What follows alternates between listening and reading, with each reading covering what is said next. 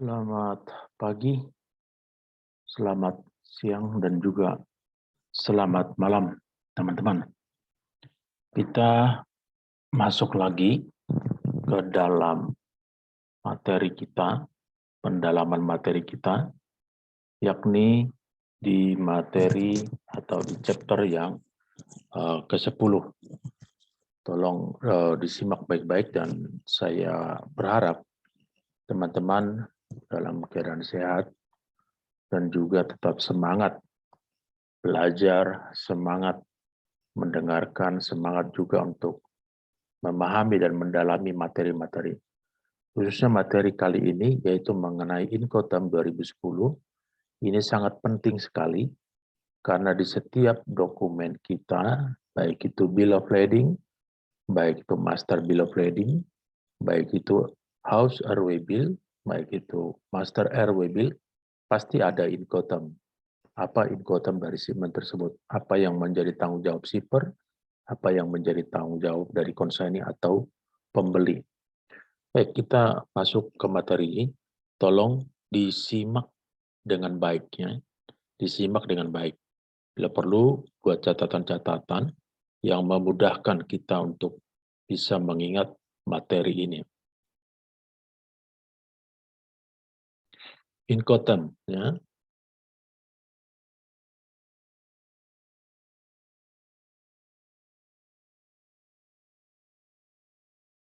Incoterm 2010, kita nanti mempelajari definition of Incoterm, pengertian dari Incoterm, development of Incoterm, basic function of Incoterms, type and classes of Incoterm, and feature and explanation of its type. Ya.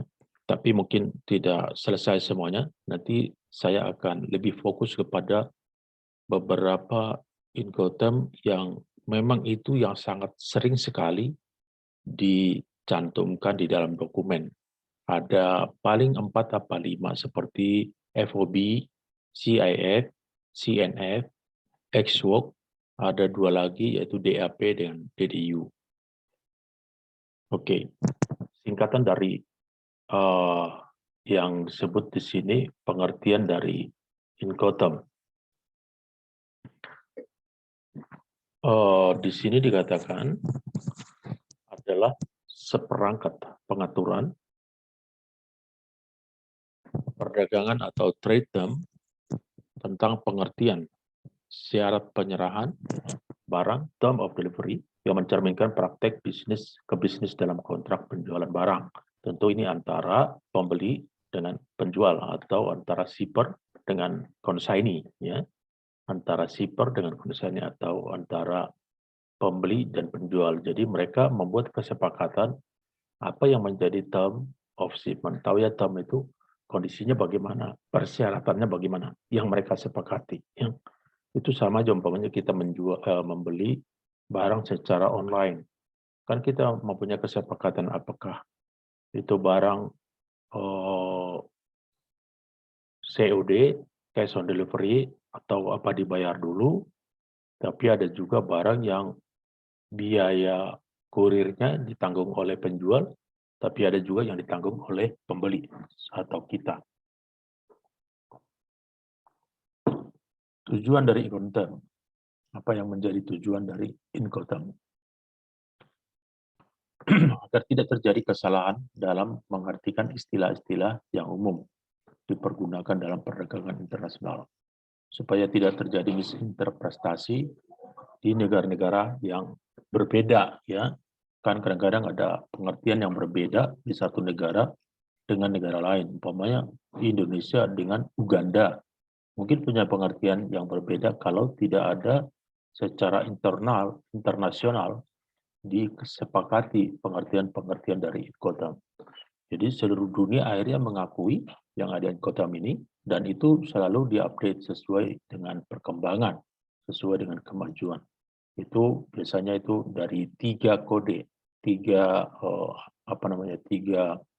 huruf, ya, 3 huruf yang disusun oleh International Chamber of Commerce atau disebut juga dengan Kadin Internasional. Oke, perkembangan tentu ada perkembangan Incoterm. Seperti tadi saya bilang, bahwa itu tergantung kepada perkembangan yang ada, tergantung dengan kemajuan atau kondisi. Ada di sini, saya nggak usah bacakan semua, dari tahun 1936 sampai ini 2010. Masih kita pelajari sekarang Incoterm yang terakhir, yaitu Incoterm 2010 yang paling upgrade ya. Incoterm 2010 yaitu berlaku semenjak tahun 2011, 1 Januari. Alasan revisi Incoterm adalah penyesuaian perkembangan praktek bisnis ya, disesuaikan kan semua disesuaikan. Tentu semakin maju atau semakin dilihat mungkin ada yang lebih pas, yaitu Incoterm yang paling pas kepada kondisi yang sebenarnya itu di-update atau di-upgrade. Incoterm mengatur 3 hal. Yang pertama itu biaya, ya, siapa yang menanggung biaya. Terus biaya yang mana yang ditanggung, ya? Antara siapa tadi, si shipper, eksportir, atau seller dengan consignee, pembeli atau buyer, ya. Biaya atau cost, biaya yang harus ditanggung oleh masing-masing pihak dalam rangka pengiriman barang sampai di tempat tujuan yang disepakati ya. Pihak di sini yaitu shipper, consignee, bahkan di sini ada asuransi juga, yang mana yang harus tanggung oleh asuransi kalau barang itu diasuransikan. Kemudian risiko atau risk, kemungkinan kerugian yang timbul dari proses pengantaran barang ekspor. Risiko kan bisa rusak, bisa hilang, bisa turun kualitas, bisa barang sudah expired karena pengiriman terlalu lama, bisa salah kirim, salah tempat, mau dikirimnya ke Australia, contohnya dikirim ke Asia atau ke Hong Kong gitu. Salah baca atau memang dokumennya yang salah. Nah, siapa yang menanggung kalau ada risiko ini? Kalau ada rusak, kalau ada hilang, kalau ada penurunan kualitas, apakah si shipper, apakah si consignee, atau asuransi, pihak asuransi. Ya. Kemudian tugas apa di sini tanggung jawab ya, tadi ya. Kalau tanggung jawabnya sampai di mana? Izin, dokumen, terus izin ekspor impor yang timbul dalam pengiriman barang. Siapa yang bertanggung jawab? Siapa yang mengurus? Siapa yang membayar? Termasuk biaya-biaya yang tadi yang ada di pelabuhan, tentunya THC, lift on lift off, tracking waktu pick up kargo dari pabrik, ocean freight yaitu di kapal, terus di tujuan siapa yang bayar? Biaya masuk atau pajak, siapa yang bayar tracking di tujuan juga, siapa yang bayar bongkar. Nah, itu maksudnya ini ya, ada Incoterm yang diatur di sini. Ada nih berapa nih pengertiannya? Ada alat transportasi umum aneka wahana atau multimoda ya. Ini ada termnya X-Walk, disingkat dengan EXW. Ada termnya Free Carrier FCA, dari CPT atau CPT, CIP, Carriage and Insurance P2, DAT, Deliver at Terminal, DAP, Deliver at Place, DDP, Deliver Duty Paid. Nah ini kalau saya perhatikan dengan pengalaman saya yang hampir 30 tahun di logistik, yang paling sering dicantumkan adalah satu X-Walk, kemudian Deliver at Place, kemudian ini delivery duty paid ya. Nanti pengertian akan kita bahas. Kalau yang lain ini sangat jarang nih ya. Ini sampai ini jarang. Bukan nggak ada tapi sangat jarang. Mungkin kadang-kadang mungkin dalam setahun juga satu belum tentu ada. Kalau udara atau alat transportasi udara itu ada yang disebut mas, tapi laut juga ini ada ya. FOB itu laut juga ada. Terus ada CFR, Cost and Freight 2, dan juga CIF yang termasuk asuransi ya, Cost Insurance and Paid. Nah, tadi kan saya bilang bahwa X-Walk paling sering, ini. Di sini juga yang paling sering adalah ini, free on board. Kalau di perusahaan besar biasanya hampir 90% Siman itu adalah free on board. Karena negosiasi harga terjadi di luar negeri, di luar Indonesia. Terus CFR, terus CIF ya. Kalau ini sangat jarang, tapi ada, sangat jarang ya. Tadi semua. Tapi yang sering ini 1, 2, 3, 4, 5, 6, 7 ya. Ada 7 term. 7 Incoterm. Ada yang mengatakan Incoterm, ada yang mengatakan term of shipment. Itu harus diketahui, biar kita tahu kita tagih kepada siapa gitu. Kalau ada ekspor atau ada impor. Pengertiannya, nah ini ya, tolong bisa dimengerti ya ini. Ini sebenarnya apa ya, sulit atau tidak sulit sebenarnya, cuma karena kecil ya. Di sini kan ada seller, ada penjual nih, ini penjual ya. Kemudian ada pengangkut. Pengangkut itu kan kalau barang dikirim dari penjual ke pembeli bisa pesawat, bisa kereta api, bisa truk, bisa juga pipa ya. Nah, kemudian ada di sini tentu kalau dari pabrik, kalau udah dimuat kan dimasukkan ke dalam pelabuhan. Ini batas pelabuhan atau conveyor. Di sini nanti harbor atau pelabuhan lagi mengangkat atau menurunkan barang masuk ke kapal. Tentu ini adalah apa namanya, dermaga ya, dermaga. Terus ya, kemudian di sini juga masuk kepada sini di tujuan. Ini kan dari origin, dari negara asal sampai ke destination tujuan. Sampai di sini ini adalah buyer atau pembeli. Karena ketutup di sini, kita coba di sini yang bersama ya. Ini tadi, ini frontliner, ini pelabuhan, ini kapal dari negara asal, negara tujuan. Ini tetap pelabuhan, ada dua kan, pelabuhan asal, pelabuhan tujuan, kemudian ada customs atau bea cukai, kemudian ada buyer. Tentu di sini tadi ada shipper atau eksportir, kemudian ada pembeli atau consignee. Nah, pengertian-pengertian kan ada di tulisnya ex-work, ada FCA, ada FAS, ada FOB, ada CFR, ada CIF, ada CPT, ada CIP, ada DAF, ada DES, ada DEQ, DDU, DCTP. Nah, apa sih pengertian-pengertian ini? Ada dibuat di sini, ada yang warna putih, ada yang merah, ada yang agak biru. Pengertiannya nih, siapa sih? Kalau putih berarti risiko ada di tangan penjual atau seller. Ini kan seller nih. Tadi kalau putih berarti ini yang putih ini adalah risiko ditanggung oleh penjual ya. Ini yang putih ya, ini yang putih ya, ini yang putih. Ini semua ditanggung oleh penjual. Sementara yang biru ini ya, itu tadi risiko ya. Ini cost juga ditanggung oleh penjual yang biru ini. Tentu ya sama lah ya. Yang biru dan putih kan sama panjangnya ke sini. Ini juga sama panjangnya. Bersama ya. Istilahnya tanggung jawab dan risiko ditanggung sama dia. Maksudnya hal sepele ya. Kalau ini ditanggung oleh tadi si penjual, berarti dia ditanggung sampai kemana nih? Ini kan sampai ke gudangnya dia gitu. Ya. Kalau ini ditanggung sampai kemana? Si penjual ini nanggung sampai di truk gitu, sampai udah keberangkatan. Kalau ini itu ditanggung yang warna putih, berarti kalau kita naik ke atas kan gitu. Nah, ditanggung sampai si seller itu sampai di sini. Terus nanti FOB ini yang paling banyak ya, hampir 90% kalau FOB ditanggung sampai ke atas kapal ya, free on board sampai ke atas kapal yang tanggung oleh si penjual. Tapi dari yang merah ini, tadi yang merah apa? Yang merah sama yang putih ya. Yang merah yang sama yang putih, itu tadi ini yang putih juga, tapi kan arahnya ke sini. Kalau ini arahnya ke kiri, ini ditanggung oleh sama pembeli atau consignee ya, ini buyer. Ditanggung. Itu pengertiannya, cost of buyer. Jadi yang merah ini ditanggung oleh si pembeli, yang putihnya juga ditanggung oleh si pembeli, ditanggung dan ditanggung jawab maksudnya. Ya, sama kan tanggung jawab itu dia bayar, dia tanggung jawabnya.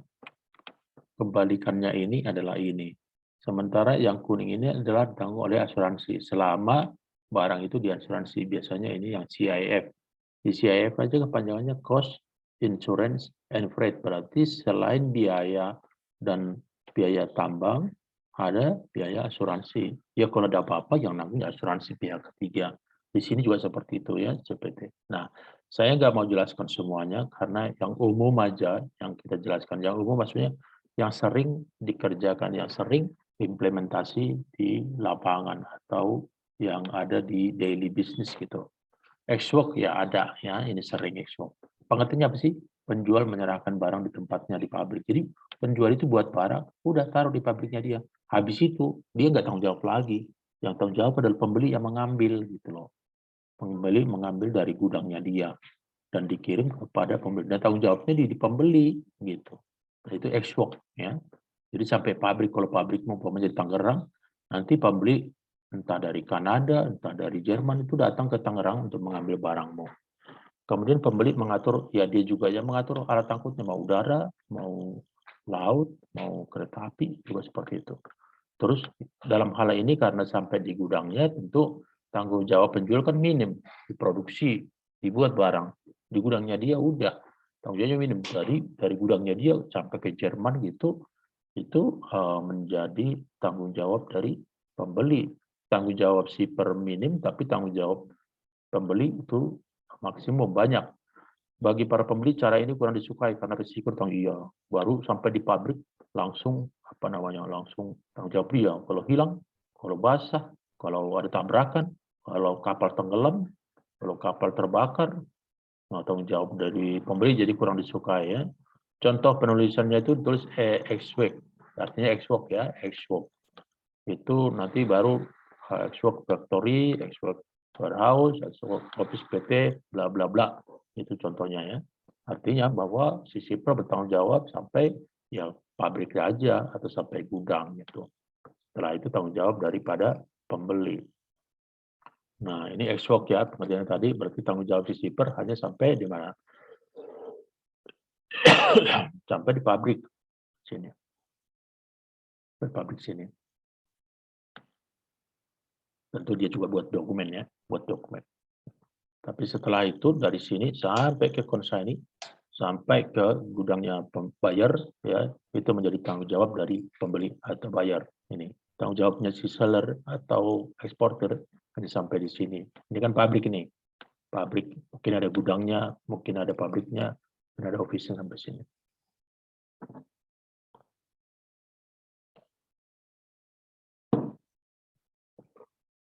Selanjutnya, free carrier ini saya nggak usah terangkan karena selama saya kerja puluhan tahun itu belum pernah ketemu ini. Jadi nggak usah capek-capek. FCA kadang-kadang ada, tapi sangat jarang. Jadi saya nggak bahas free alongside ship. Kemudian fast, nggak usah yang tadi sama itu, FCA. KRP itu juga sangat jarang. Kita lebih fokus kepada yang sering. Carrier insurance paling jarang ya. Deliver DAP. Nah, ini juga jarang. Yang sering itu adalah DAP, delivery at place ya. Ah ini, kalau DAP ini ya, delivery at place. Kalau tadi kan delivery at terminal. At place maksudnya place-nya sampai di pintu atau di gudang dari pembeli. Umpamanya kita ada pengiriman ke Jerman dari Bandung contohnya. Pabrik di Bandung itu bertanggung jawab mengirimkan barang sampai ke pintunya pembeli atau ke gudangnya pembeli di Jerman sana. Gitu. Pengertiannya apa nih? Penjual mengantarkan barang ke tempat tujuan dengan kondisi barang masih di atas alat angkutnya, tanggung jawab pembongkaran ya. Kalau pembongkaran itu memang rata-rata tanggung jawab dari konsignee ya, pembeli. Jadi dikirim sampai ke pintunya pembeli, tapi kalau untuk bongkar barangnya itu dilakukan oleh pembeli. Tentu membongkar kan ada biaya, baik itu menggunakan forklift, baik secara manual. Kemudian pembeli menerima barang penjual di atas alat angkut ya. Jadi pembeli itu hanya enak banget ya, sampai dikirim ke depan pintunya. Kalau Jakarta ke Bandung gampang, tapi kalau ke Jakarta ke Jerman kan lebih sulit dan biayanya juga banyak. Resiko dan biaya ditanggung pembeli sampai ya resiko biaya ditanggung sama pembeli ya sampai di tempatnya dia gitu. Kalau umpamanya rusak di kapal, rusak di truk, rusak di gudang penjual, itu masih tanggung jawab penjual. Jadi pembeli itu hanya bertanggung jawab ketika truk udah nyampe di gudangnya dia di Jerman contohnya, baru waktu bongkar, nah itu menjadi tanggung jawab dia. Kalau ada kerusakan, kehilangan dia tanggung jawab. Itu namanya delivery at place atau disingkat dengan DAP ya. Nah ini sebagai gambarannya seperti ini kan penjual, ini laut ya, laut atau ya jarak lah bisa bukan hanya laut ya, bisa entah itu apa namanya tracking dan lain-lain. Umpamanya ini jenis kapalnya gitu ya kan. Nah, dari seller ke buyer, berarti sisi bertanggung jawab sampai di sini. Ini umpamanya buyer, ini gudangnya, ya. Nah, sampai ke gudang, tapi masih di atas truk. Untuk bongkarnya ini tanggung jawab dari buyer, ya. Kemudian termasuk pembayaran transportnya. Seller responsible for goods during transport to main place, but not obligate, ya. Jadi ditulis namanya, apakah di gudangnya dia di Jerman atau di mana gitu. Terus ada yang DDP, ya. DDP itu door delivery duty paid. Ini juga sama, di mana yang menjadi tanggung ini juga sampai ke pintu, cuma pajaknya termasuk yang dibayar oleh si seller, pajak dan juga duty itu biaya masuk. Ya. Kalau ini tadi nggak termasuk biaya masuk nih, nggak termasuk biaya masuk si bayar yang bayar. Kalau ini biaya masuk dibayar sama si seller, ya, sama pajak. Tentu ini tanggung jawab dari penjual itu lebih banyak daripada si buyer, si consignee. Buyer kan ada buyer, ada consignee, itu hanya sebutan aja ya, sama itu pembeli maksudnya, ya. Jadi tanggung jawab seperti ini kan ada resiko warna biru, terus transport warna merah, pink, terus asuransi warna hijau. Jadi tanggung jawab daripada si shipper atau si seller itu sampai di sini nih. Ini kan bayar sampai di pintunya, tapi tidak termasuk pajak. Ya. Jadi sini tracking, custom clearance, masuk pelabuhan, masuk kapal atau udara, masuk terminal port.